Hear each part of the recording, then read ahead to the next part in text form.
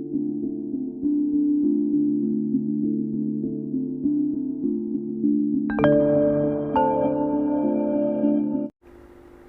Assalamualaikum warahmatullahi wabarakatuh. Perkenalkan, kami dari kelompok Arkeologi Industri 14 ingin memaparkan presentasi kami mengenai artikel yang berjudul Welcome to the Gypsy Cinemas Set and Landscape. Berikut anggota dari kelompok kami yang beranggotakan saya sendiri, Hamzah Ali B, Glendinov, dan Suharyanto Permana. Presentasi kami ini nantinya terdiri pertama dari profil penulis dan pendahuluan, kemudian dilanjutkan pembahasan, dan terakhir kesimpulan dan tanggapan dari kelompok kami.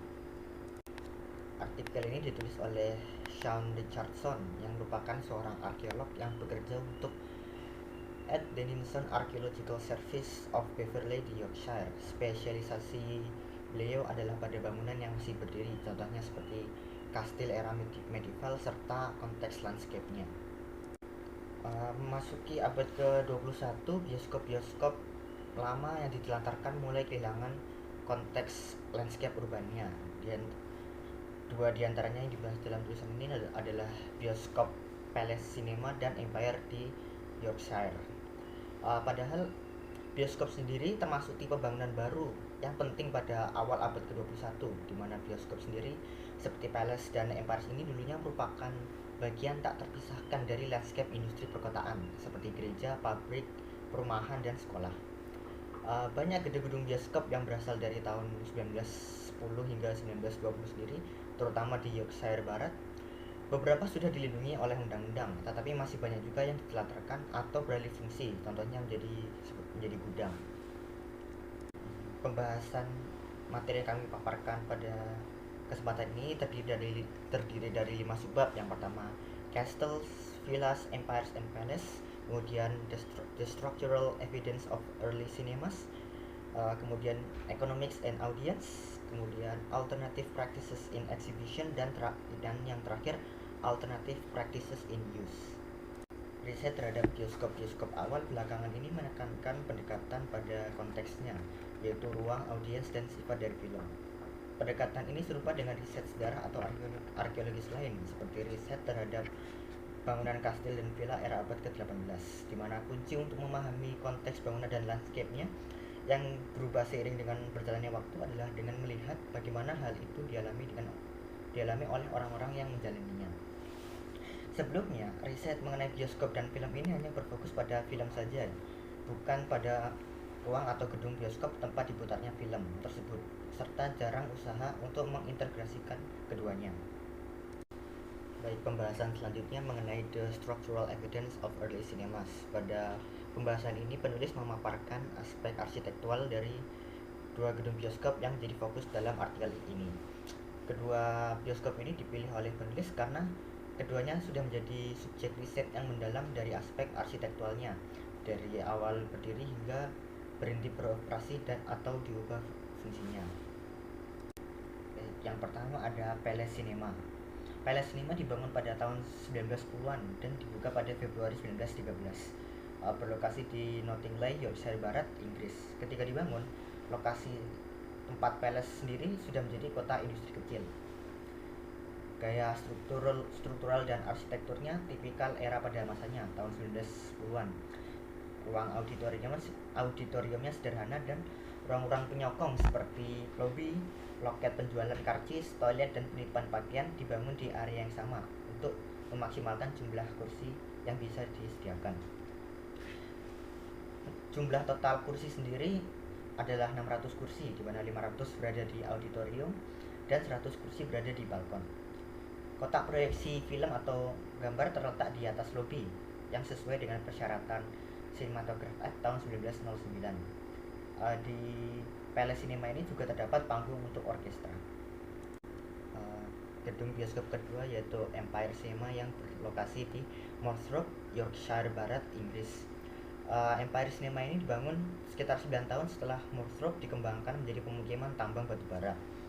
Awalnya Empire merupakan tempat pertunjukan teater yang ditandai dari tower setinggi 18 meter yang berada di belakang gedung yang digunakan untuk adegan terbang atau menaikkan dalam pertunjukan teater. Tetapi Empire sendiri telah dilengkapi dengan fasilitas proyeksi gambar atau film yang digunakan untuk menayangkan film-film pendek di antara pertunjukan teater. Empire baru diubah menjadi bioskop pada tahun 1919. Bagian depan gedung yang menghadap jalan diterangi dengan cukup baik untuk menyempurnakan tampilan bangunan pada malam hari, serta memiliki motif Edwardian baroko dan dibatasi oleh pagar langkan yang memberikan tampilan Spanyol Amerika atau Old West. Interior asli awalnya didekorasi dengan tema bahari dengan lukisan putri duyung, penyu raksasa, mahkota Neptune dan kerang-kerang laut. Bioskop Empire memiliki total kursi untuk penonton lebih banyak dibandingkan Palace, di mana total terdapat 850 kursi yang berada di auditorium dan 210 kursi yang berada di balkon. Kedua bioskop ini beroperasi hingga tahun 1960-an, namun pada akhirnya tutup juga karena persaingan yang semakin ketat dengan TV. Empire Cinema dibuka kembali tak lama setelah tutup dan beralih fungsi menjadi tempat bermain bingo dan terus buka hingga tahun 2003. Sementara Palace Cinema tidak digunakan hingga tahun 1990-an sampai pada saat itu digunakan sebagai setting film Prometheus Unbound. Pembahasan berikutnya mengenai economics and audience akan dilanjutkan oleh rekan kelompok saya. Terima kasih. Seperti yang dinyatakan di atas, Hickson mendesak mereka yang belajar tentang bioskop awal untuk menjauh dari pandangan bahwa bioskop awal entah bagaimana membentuk awal dari industri yang ditetapkan pada kenaikan yang tidak terhindarkan dan tidak tertahankan yang mencapai puncaknya pada tahun 1946 dalam jumlah penonton dengan total pendapatan mencapai 1.635 juta sen koin logam pendapatan bioskop atau sekitar 31 juta pelanggan per minggu. Bioskop awalnya hanyalah salah satu hiburan dari sejumlah hiburan yang bersaing di kota-kota seperti Murthorpe dan Knottingley, dan mereka ini dianggap sebagai budaya hiburan kelas pekerja kontemporer. Misalnya ada cukup banyak tumpang tindih di kedua bentuk struktural dan hiburan yang diberikan oleh berbagai teater, aula musik, dan bioskop awal. Banyak variasi teater dan aula musik memasuki film sebagai bagian dari program mereka selama beberapa waktu sebelum diubah jadi bioskop permanen. Arsitek dari banyak bioskop awal ini memilih bentuk dan dekorasi aula musik yang sudah ada sebagai template untuk bangunan baru mereka. Sementara promotor bioskop sangat berhati-hati memasukkan fasilitas sebagai bentuk hiburan baru, sinematografi, tetapi tetap menampilkan acara siaran langsung untuk kasus apabila bioskop tidak berhasil. Dari tahun 1908, investor dibujuk untuk menaruh uang mereka dalam hiburan publik dan awalnya modal diarahkan ke arena sepatu roda yang sedang menikmati popularitas besar-besaran di seluruh negeri pada tahun 1908 sampai 1910. Suksesnya arena sepatu roda ini merangsang investasi dalam konversi bangunan lain ke bioskop. Tetapi bisa dibilang kesuksesannya ini runtuh pada tahun 1910 yang mengakibatkan membebaskan tempat dan uang investor yang memberikan dorongan yang lebih besar. Selanjutnya, Hailey berargumen bahwa industri bioskop awal dibangun di atas fondasi ekonomi yang buruk, dan hingga Perang Dunia Pertama masih ada persepsi di antara para peserta pameran dan investor bahwa bioskop mungkin tidak akan bertahan. Para peserta pameran film keliling awalnya skeptis bahwa uang dapat dihasilkan dari pameran permanen yang dipasang di satu lokasi, dan sampai tahun 1909 bagian besar tempat pameran sementara seperti aula musik, kapel, balai kota, dan bangunan yang lain.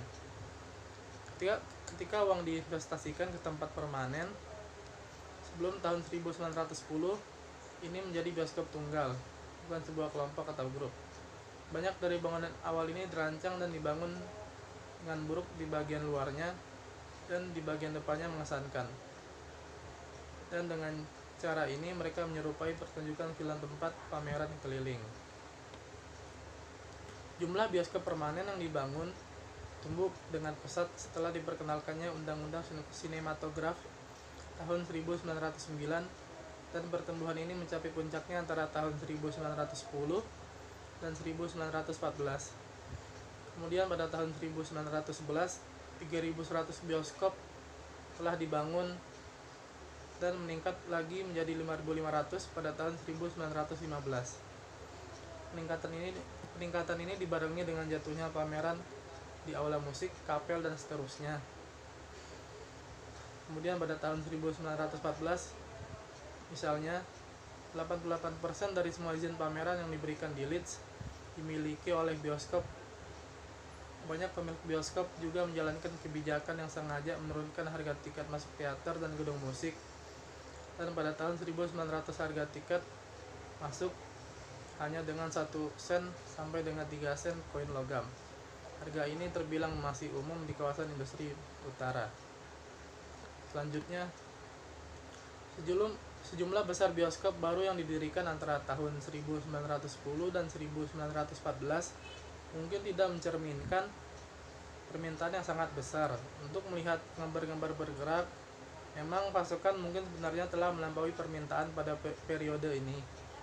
Pembangunan bioskop mencapai puncaknya pada tahun 1910, tetapi produksi film tidak mencapai puncaknya hingga pada tahun 1912, dan pertumbuhan tertinggi penonton mingguan baru terjadi pada tahun 1915.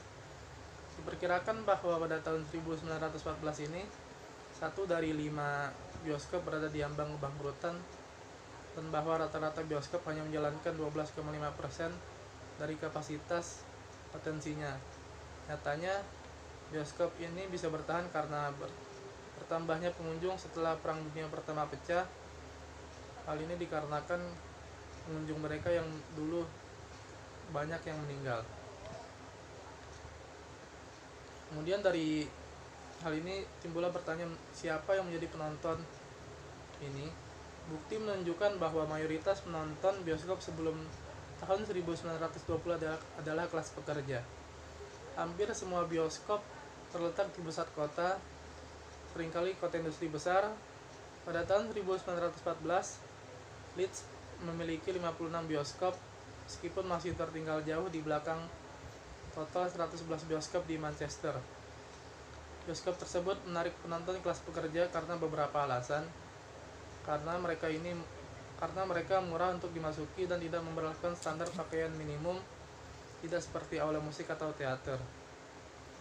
Bioskop juga bisa menawarkan perlindungan dari hawa dingin dan privasi. Sifat partisipatif dari penonton bioskop awal juga ditekankan. Penonton nikmati berada di ruang publik yang dapat mereka kuasai dan kendalikan. Anak-anak sering menjadi pengunjung bioskop, baik sebagai kelompok kecil tanpa pengawasan atau sebagai bagian dari kelompok keluarga. Kehadiran anak-anak yang tidak diawasi terkadang dapat menimbulkan konsekuensi yang tragis, seperti yang terjadi dengan kematian 16 anak yang berusia antara 4 dan 9 tahun di Barnsley Public Hall, South Yorkshire pada tahun 1908, yang terbunuh karena tertindih saat mencoba memasuki acara film di sore hari. Dan ada fakta bahwa selama Perang Dunia Pertama, wanita menjadi jumlah penonton bioskop yang semakin besar dan mungkin menjadi mayoritas pada tahun 1916. Selanjutnya, alternative practice in exhibition. Baik di Empire dan The Palace dibangun dan dioperasikan oleh individu-individu pribadi. Keuangan swasta memainkan peran penting dalam industri bioskop awal, dan telah disarankan bahwa ledakan pembangunan bioskop awal disebabkan oleh ambisi mereka yang ingin berinvestasi di media baru untuk mendapatkan keuntungan seperti halnya untuk popularitas bioskop itu sendiri. Sering ada lebih dari satu bioskop di kota yang sama. Di Empire bukanlah bioskop pertama Murthorpe, yang didahului oleh Picture Palace di dekatnya pada tahun 1912, yang berada di lokasi bekas aula tinju. Namun bioskop yang dibangun bukan satu-satunya tempat di mana film diputar dan bukan hanya operator komersial yang menayangkannya. Selanjutnya, beberapa contoh terbaik dari tempat alternatif adalah aula lokal dari Cooperative Wholesale Society, Cooperative Wholesale Society atau yang disingkat CWS. Sebelum tahun 1914, aula CWS ini telah digunakan oleh peserta pameran bioskop keliling untuk menayangkan film mereka.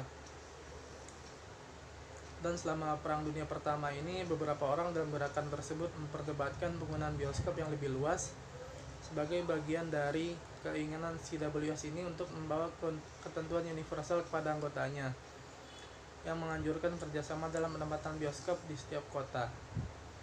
Meskipun rencana ambisius ini tidak pernah terwujud, banyak cabang CWS lokal yang terjun ke pameran bioskop ini dengan konsentrasi khusus di wilayah Northeast dan West Yorkshire atau Lancashire.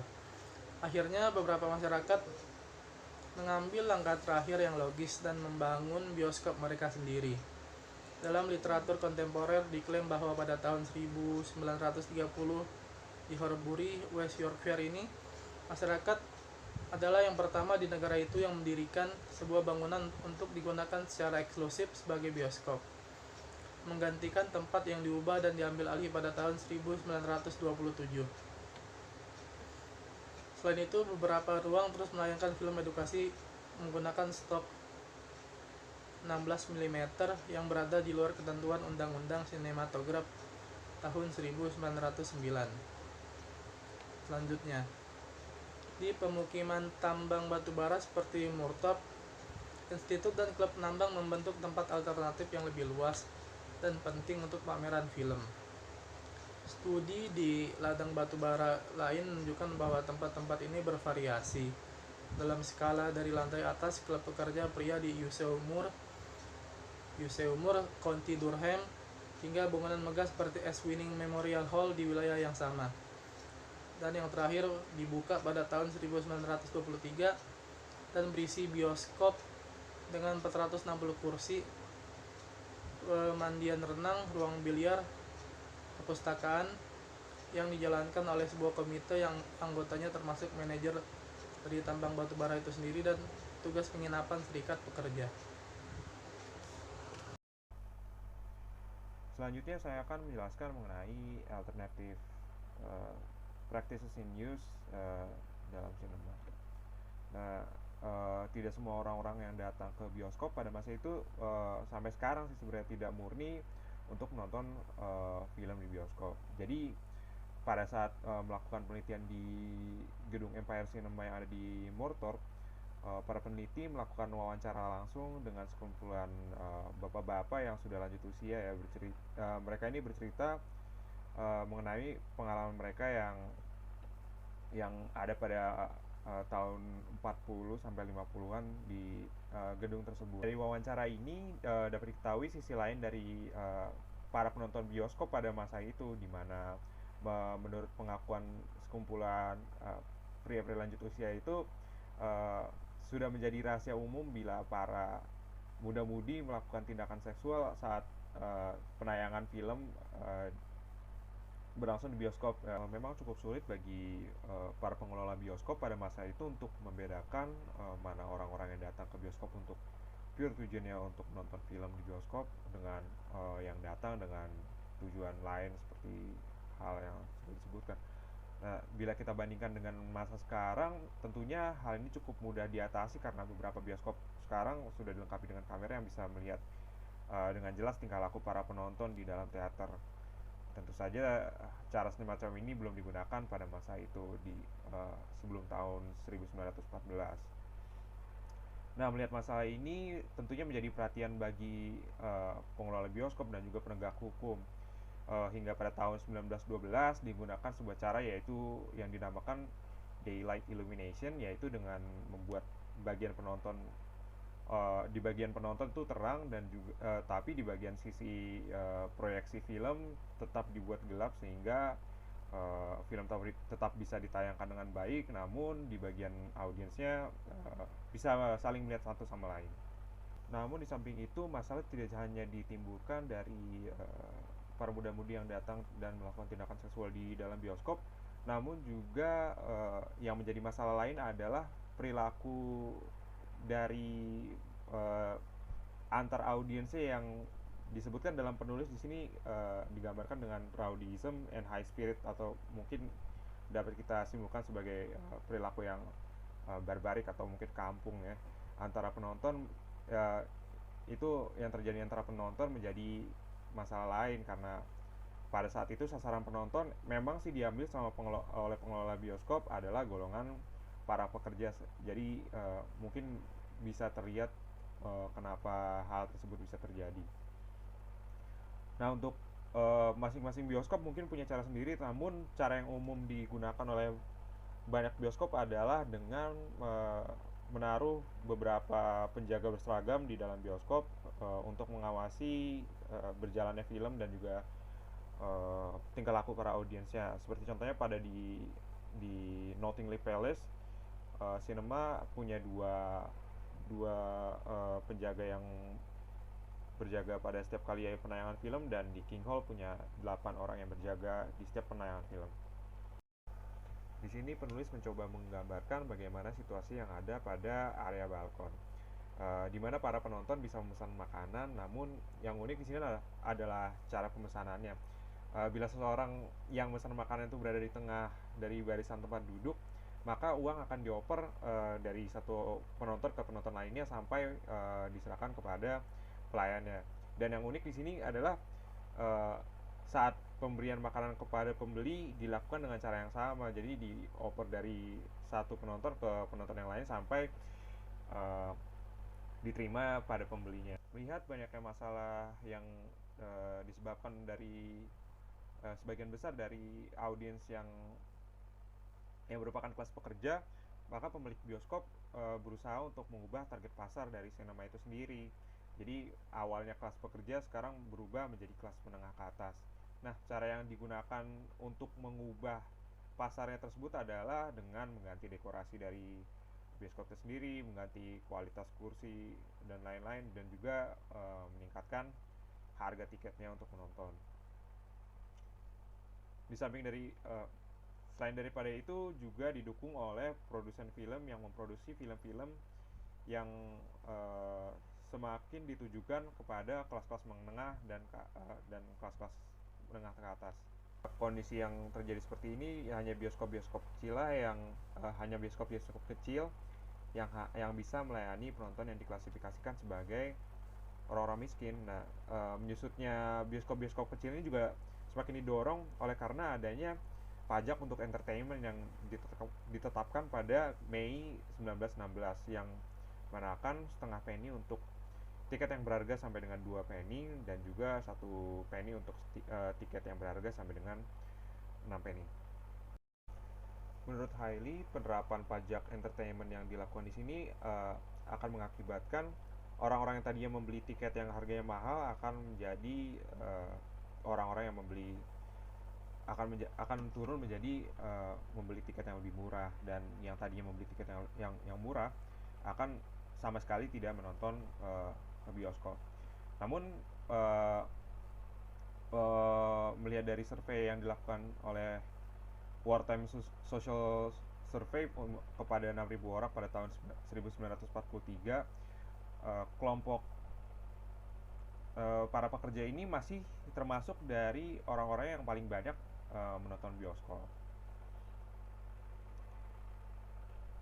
Walaupun memang menurut pengakuan dari orang-orang di Mortor, memang ada perbedaan kelas dalam penempatan tempat duduk di bioskop, hingga ada sebutan zones of respectability pada tempat duduk di Empire Cinema, di mana tempat dengan kelas paling bawah adalah pada 3 baris terdepan yang biasanya diisi oleh anak-anak muda. Selanjutnya adalah bangku yang pada baris paling belakang dan diikuti oleh bangku di bagian tengah. Dan tentunya yang kelas paling mahal dan terbaiknya ada pada bagian balkonnya, pada bagian balkon. Pada bagian konklusi, penulis di sini menjelaskan bahwa paper ini berfokus pada hiburan untuk kelas pekerja dan juga tentang kegiatan rekreasi pada kelas atas dan juga kelas menengah. Penelitian pada paper ini menambahkan informasi yang lebih luas dari penelitian-penelitian sebelumnya mengenai archaeology of entertainment pada masa post-medieval dan modern yang mencakup pembahasan mengenai situs-situs yang seperti tadi kita sudah bahas. Penelitian ini berupa bangunan dan juga aktivitas yang dilakukan di daerah perkotaan dan juga pedesaan terkait sarana-sarana hiburan yang meliputi seperti rumah bordil, bear baiting, atau bisa dibilang seperti gladiator antara beruang dan juga anjing. Ada juga sport venue, public parks, dan lain-lain.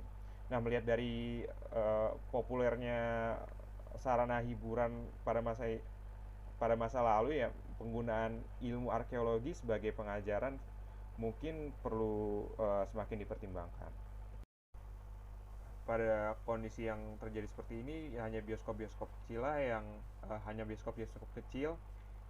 yang bisa melayani penonton yang diklasifikasikan sebagai orang-orang miskin. Nah, menyusutnya bioskop-bioskop kecil ini juga semakin didorong oleh karena adanya pajak untuk entertainment yang ditetapkan pada Mei 1916 yang menaikkan setengah penny untuk tiket yang berharga sampai dengan 2 penny dan juga 1 penny untuk tiket yang berharga sampai dengan 6 penny. Selanjutnya, adanya perubahan fungsi utama dari bangunan hiburan sebagaimana respon dari keadaan ekonomi yang berubah-ubah dan juga ada beberapa faktor eksternal lainnya. Contohnya seperti teater yang berubah menjadi bioskop, lalu menjadi tempat bingo, lalu tempat biliar menjadi gereja, kantor penambangan menjadi karate club, dan juga lahirnya tempat-tempat hiburan baru seperti rental video dan juga tanning shop.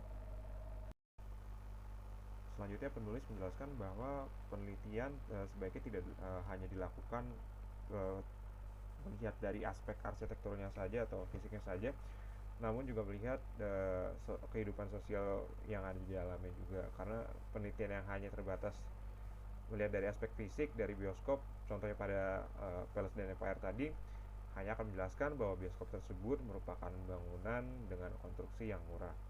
Namun dengan mempelajari mengenai aspek-aspek yang ada di dalamnya, informasi yang disajikan bisa diberikan secara lebih lengkap dan menyeluruh. Terakhir, penulis menjelaskan bahwa memang banyak perubahan yang terjadi pada bioskop di masa Perang Dunia, pasca Perang Dunia, dan juga hingga pada masa sekarang. Dilihat dari aspek experience dari menonton film di bioskop itu, dan juga dari arsitektur dari bioskop dan juga lain-lain halnya.